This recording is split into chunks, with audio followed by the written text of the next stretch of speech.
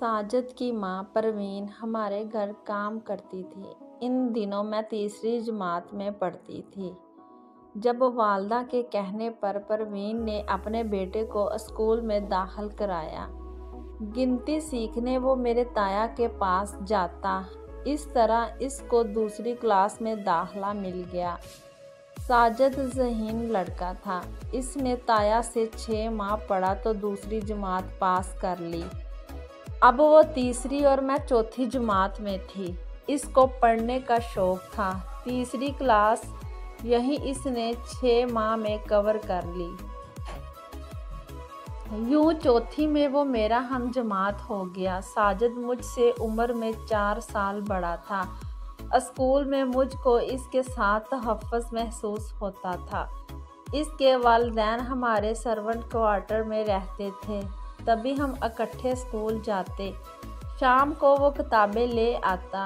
इसकी माँ हमारे घर का काम करती रहती और हम मिलकर सबक याद करते। उम्र में बड़ा होने की वजह से उसको सबक की जल्दी समझ आ जाती थी। इन दिनों हम दोनों भैया से पढ़ते थे। शाबाश उसी को मिलती। तब अम्मी कहती, साजिद तुम सारा को सबक याद करवा दिया करो। भाई ने मैट्रिक पास कर लिया तो वो मज़ीद आगे पढ़ने की खातिर शहर चले गए, मगर अब भी मैं और साजिद इनके कमरे में बैठकर पढ़ते थे। इन दिनों मेरी उम्र 9 साल के करीब होगी। इतनी मासूम थी कि दुनिया की बातों का कोई इल्म ना रखती थी। साजिद 13-14 बरस का था। चूँकि वो हमारे घर के बच्चों के साथ खेल कूद कर बड़ा हुआ था, तभी मेरी वालदा इसको अपने बच्चों जैसा समझती थी और इससे कहती थी, साजिद स्कूल में तुम सायरा का ख्याल रखा करो, ये छोटी है, इसको दूसरे बच्चे तंग करते हैं। उन दिनों हमारे गांव में 2 ही स्कूल थे, एक प्राइमरी और दूसरा सेकेंडरी। दोनों में लड़के और लड़कियां साथ पढ़ते थे। जब हमने 5वीं पास कर ली तो सेकेंडरी स्कूल में साथ जाने लगे। वक्त तेज़ी से गुजरता गया। 7वीं में हम सियाने हो गए थे। अब जब हम तन्हा होते साजिद मुझसे कुछ दूसरी तरह की बातें करता। इन बातों की वजह से मैं परेशान हो जाती। ताहम इन बातों का जिक्र किसी से न करती, क्योंकि वो कहता था कि किसी से मत कहना, वरना तुम्हारी अम्मी तुम्हें स्कूल से उठा लेंगी। मेरा क्या है, मैं तो अपने चचा के गांव भाग जाऊंगा। ये दूसरी किस्म की बातें प्यार और मोहब्बत और शादी से मुतल्लक होती थी। मैं साजिद के हमरा तहफ़्फ़ुज़ महसूस करती थी और इसको एक पनाहगाह समझती थी। नहीं चाहती थी कि वो मुझको छोड़कर कहीं चला जाए, इसलिए उसकी ऊँट पटांग बातों को बर्दाश्त कर लिया करती थी। आपा के बेटे की पैदाइश पर वो हमारे यहाँ आ गई थी। नन्हे के जन्म की खुशी में रुत जगा हुआ था, तो अम्मी ने साजिद को रोक लिया, क्योंकि मेहमानों की आमद से काम बढ़ गया था। उसको काम में हाथ बटाने को अम्मी ने बुलाया था। ये महफिल रात देर तक जारी रही। फिर सभी थक गए। अम्मी ने उसको कहा कि तुम यहीं मेहमानों के साथ वाले खाली कमरे में सो जाओ। ये भैया का कमरा था जो खाली पड़ा था। इस रात मैं और साजिद जागते रहे। हमने भैया के कमरे में बैठकर खूब सारी बातें की, क्योंकि मेरी नींद उचट गई थी और इसको भी नींद नहीं आ रही थी। इन दिनों मुझको कभी भी ये एहसास ना होता कि ये हमारी मुलाजमा का लड़का है, मेरा उसका कोई मेल नहीं है। हालांकि हमारा ज़िम्मेदार घराना था और मुलाजमों से बहुत फासला रखा जाता था, लेकिन साजिद की बात अलग थी। जब इसका जन्म हुआ, इन दिनों भी इसकी माँ हमारे सर्वेंट क्वार्टर में मकीम थी और ये हमारी जद्दी पुश्ती खिदमतगार थे। ابھی میری پیدائش نہ ہوئی تھی اور وہ دودھ پیتا بچہ تھا۔ تب اس کی ماں اس کو ساتھ لائی اور ہمارے گھر کپڑے کے جھولے میں لٹا دیتی۔ ہمارا گھر پلا بڑا تھا۔ والدہ اس سے پیار کرتی تھی اور اپنے بچوں کے جیسا جانتی تھی۔ رت جگہ والی شب جب ہم دونوں نے بھیا کے کمرے میں رات بتائی تو اس شب پہلی بار کم عمری کے باوجود میں محبت کے جذبے سے آشنا ہوئی اور اس نے مجھ سے وہ باتیں کہی جو زندگی میں یادگار بن جاتی ہیں۔ صبح ہونے تک ہم جاگتے رہے تھے، پھر میں وہاں سے اٹھ کر اپنے کمرے میں آ گئی تھی۔ ان دنوں مجھے کو اپنی خوبصورتی اور دلکشی کا شدت سے احساس ہوا۔ ساجد بری طرح میری محبت میں گرفتار ہو گیا۔ میں ساجد سے دلچسپی ضرور رکھتی تھی مگر محبت مجھ کو اس سے نہ تھی۔ جب ذرا غور کرتی وہ برابر کا نہ لگتا، تاہم اس کا ساتھ میرے لیے راحت کا باعث تھا کیونکہ اس کے بغیر خود کو ادھورا خیال کرتی تھی۔ دراصل میں ساجد کو نہیں اس کی باتوں کو پسند کرتی تھی۔ وہ اکثر میری تعریف کرتا اور میں خوشی محسوس کرتی۔ ہمارا تعلق روحانی نہیں بلکہ جذباتی تھا، ایسی جذباتی جو تغیر پذیر ہوتی ہے، پائیدار نہیں۔ ساتھ والے گاؤں میں کسی کا انتقال ہو گیا، یہ ہمارے رشتے دار تھے۔ گھر والے وہاں چلے گئے، مجھ کو بخار تھا، لہٰذا امی ساجد کی ماں پروین کو میرے پاس چھوڑ گئی۔ رات کو پروین تو سو گئی لیکن ساجد کو نیند نہ آئی۔ وہ میرے پلنگ کی پٹی سے لگا بیٹھا تھا۔ رات کے 12 بجے تھے، مجھے تیز بخار تھا اور ساجد میرے ماتھے پر ٹھنڈے پانی کی پٹیاں رکھ رہا تھا۔ اس نے میرا سر اپنی گود میں رکھا ہوا تھا۔ نہیں معلوم کہ دولہا بھائی کب اور کیسے گھر میں آ گئے۔ وہ یہ نظارہ دیکھ کر آگ بگولا ہو گئے۔ انہوں نے ساجد کو جوتے لگائے، پروین کو اٹھایا، اس کو بھی خوب برا بھلا کہا۔ ساجد تو اسی وقت سروٹ کوارٹر چلا گیا۔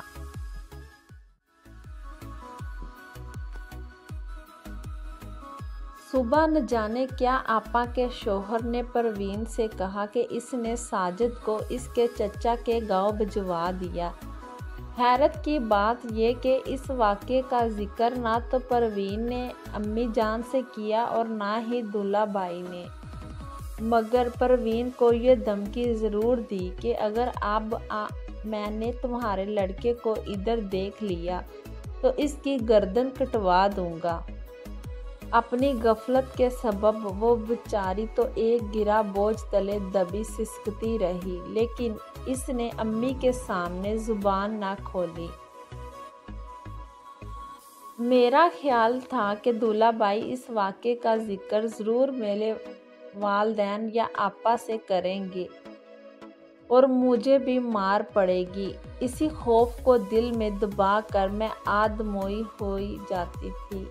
کافی دن گزر گئے، میرے بہنوئی نے کسی سے اس بارے کچھ نہ کہا تو میں سوچنے لگی کہ میرے بہنوئی یا تو بہت عظیم انسان ہے کہ مجھ کو والدین کی نظروں سے نہیں گرانا چاہتے، یا پھر انہوں نے پروین پر احسان کیا ہے کیونکہ وہ ہمارے جدی پشتی ملازمین کے خاندان سے تھی۔ شاید کہ وہ اس کی بے توقیری نہیں چاہتے تھے۔ میرا خیال غلط نکلا۔ انہیں نہ تو پروین سے ہمدردی تھی اور نہ مجھ سے، بلکہ انہوں نے مجھ کو میرے اس نہ کردہ جرم کی سزا خود دینے کی ٹھان لی تھی، ایسی سزا کہ اس کے بدلے اگر مجھے موت اپنی آغوش میں لے لیتی تو اچھا تھا۔ ماتھے پر ٹھنڈے پانی کی پٹیاں ہی رکھتے دیکھا تھا آپ نے، ایسی ویسی کوئی دوسری حرکت تو ہم سے سرزد نہ ہوئی تھی کہ آپ ہم کو گنہگار ٹھہرائیں، مگر ان کی آگے میری زبان گنگ ہو جاتی۔ ٹھنڈے پسینے آنے لگتے اور آنکھوں کی پتلیاں خوف سے پھیل جاتی۔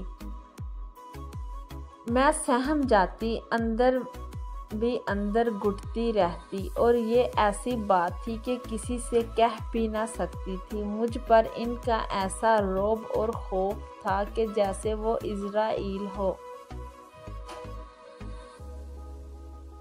وہ ایک لئیم شہیم قوی قامت آدمی تھے کہ تنہائی میں ان کو دیکھنے سے میری روح فنا ہونے لگتی تھی۔ دل سے چاہتی تھی کہ اس عذاب سے جان چھوٹ جائے۔ سوچتی رہتی، اب جب موقع ملتا اس راز کو اڑ بنا کر مجھ سے نزدیک آ جاتے، دھمکی دیتے کہ سارے زمانے میں رسوا کر دوں گا، تمہاری زندگی برباد کر دوں گا۔ خوف سے مجھ پر لرز طاری ہو جاتا۔ اتنی ہمت بھی نہ تھی کہ ان سے پوچھتی، آخر میں نے کیا خطا کی ہے؟ میں تو بخار میں بے سدھ پڑی تھی، کیسے امی سے کہوں یا باجی کو بتاؤں؟ یہ سوچتے سوچتے صبح ہو جاتی، مگر کسی کو نہ بتا سکتی۔ اس وقت کم سنی کے سبب خوف زیادہ تھا اور کم عقل حوصلہ ہوتا اور نااخلاقی جرأت تھی مجھ میں۔ پھر میں نے حالات سے سمجھوتا کر لیا اور ہتھیار ڈال دیے تاکہ وہ مجھ کو خوف زدہ کرنا بند کر دے۔ وہ جو کہتے مان لیتی، یعنی وہ جس قدر بھی ستاتے میں آنسو پوچھ کر سہ لیتی۔ مصیبت تو یہ تھی کہ وہ ہمارے ہم دیوار تھے، آپا کا گھر ہمارے برابر تھا، لہٰذا ان کا ہمارے گھر آنا جانا لگا ہی رہتا تھا۔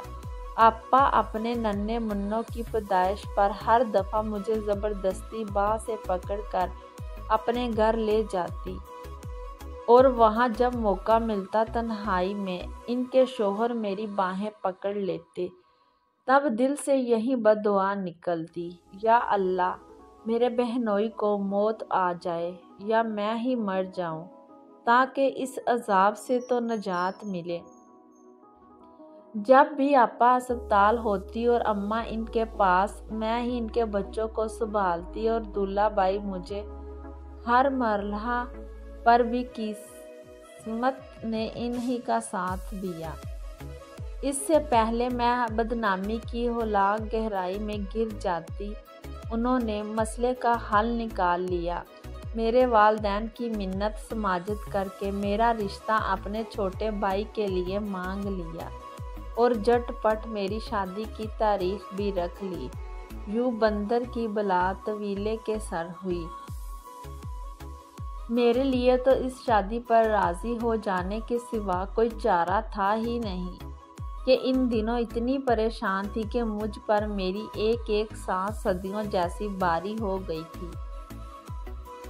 شادی ہوگی، لمحہ بھر کو سکھ کا سانس لیا کہ یہ شادی نہ ہوتی تو ماں باپ بہن اور زمانے کو کیا منہ دکھاتی۔ تاہم ضمیر کی تیز چھری سے ہر وقت کلیجہ کٹتا رہتا تھا۔ ایک ماہ کے اندر اندر دولہا بائی نے مجھے اور میرے شوہر ماجد کو دبئی بھجوا دیا، جہاں ماجد کو بہت اچھی ملازمت مل گئی کیونکہ وہ انجینئر تھے۔ تنخواہ بھی بہت اچھی تھی اور رہائش کمپنی کی طرف سے ملی تھی۔ یہ بھی میرے بہنوئی کی سوچی سمجھی اسکیم ہی تھی کہ ساری قیامتیں انہوں نے اپنے اور میرے سر سے ٹال کر اپنے چھوٹے بھائی کے سر ڈال دی تھی، جس کو اپنے چھوٹے بھائی کا بھی پاس نہیں ہے۔ کس قدر گرا ہوا انسان ہے۔ اب مجھے بہنوئی سے شدید نفرت محسوس ہوتی۔ سوچتی یہ کیسا بے ضمیر ہے کہ اپنے ہی بھائی کو قربانی کا بکرا بنا ڈالا۔ ایک روز ماجد نے کہا، سارا مجھ کو کمپنی کی طرف سے امریکہ جانے کا موقع مل رہا ہے، تم کیا کہتی ہو؟ جیسے آپ کو ٹھیک لگے، میں تو آپ کے ساتھ ہوں۔ میں نے جواب دیا۔ اللہ تعالیٰ نے مدد کی اور ہم امریکہ آ گئے۔ اس کے بعد میں نے واپس جانے کا خیال چھوڑ دیا۔ ماں باپ بہن بھائی سبھی یاد آتے، فون پر بات کر لیتی، لیکن جب بھی ماجد کہتے کہ پاکستان چلو میں انکار کر دیتی۔ وہ کہتے تمہارا دل کتنا سخت ہے۔ مجھے تو بڑے بھائی بہت یاد آتے ہیں، وہ میرے لیے باپ کی جگہ ہیں۔ آپ خود مل آئیے، میں نہ جاؤں گی۔ ان کو کیا بتاتی کہ جس انسان کو تم اپنے والد کی جگہ سمجھتے ہو وہ انسان کہلانے لائق ہی نہیں ہے۔ ماجد وطن نہ جانے کی وجہ پوچھتے، جی چاہتا کہ اپنے جیون ساتھی کو سب کچھ سچ سچ بتا کر ضمیر کا بوجھ اتار پھینکوں۔ گھر اجڑتا ہے تو اجڑ جائے، مگر میرے سچے ساتھی پر اپنے پیارے بھائی کا برم تو کھل جائے گا کہ جس کے آگے وہ سجدہ کرنے کو تیار رہتے ہیں۔ مگر پھر خود کو روک لیتی، اس وجہ سے کہ وہ پرسکون ہے، مجھ سے خوش ہے، بچوں سے پیار کرتے ہیں۔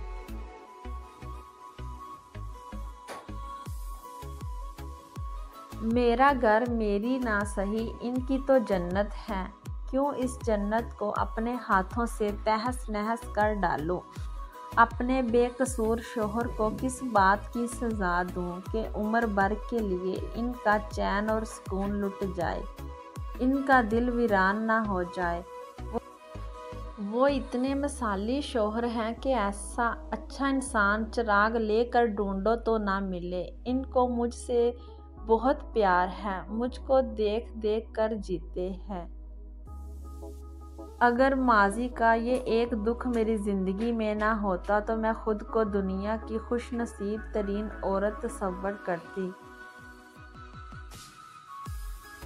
جب وہ روز صبح میری پیشانی اور میرے ہاتھ چومتے ہیں تو میں تعصب سے پانی پانی ہو جاتی ہوں۔ ضمیر کی خلش میرے برخوشی کو زخمی کر ڈالتی ہے، خود کو ان کی گنہگار سمجھتی ہوں، جیسے کہ میں ان کی چور ہوں اور انہی کے گھر میں پناہ لے رکھی ہے۔ شاید روح و ذہن کا یہ عذاب میری قسمت میں لکھا گیا تھا۔ اپنے خاوند کا خود سے وہلانا پیار دیکھ کر کبھی تو جی کرتا ہے کہ چیخ کر کہہ دوں، میرے محسن مجھ سے ایسا پیار نہ کرو کہ میں تمہارے پیار کے قابل نہیں ہوں۔ حالانکہ میرا کوئی قصور نہیں، مگر پھر بھی قصوروار ہوں۔ جب طاقتور دشمن وار کرے کمزور کی زبان بند ہو جاتی ہے۔ اے کاش میں پہلے دن ہی اپنی ماں یا آپا کو ان کے شوہر کی کرتوت بتا دیتی تو شاید روح کے اس عذاب میں گرفتار نہ ہوتی۔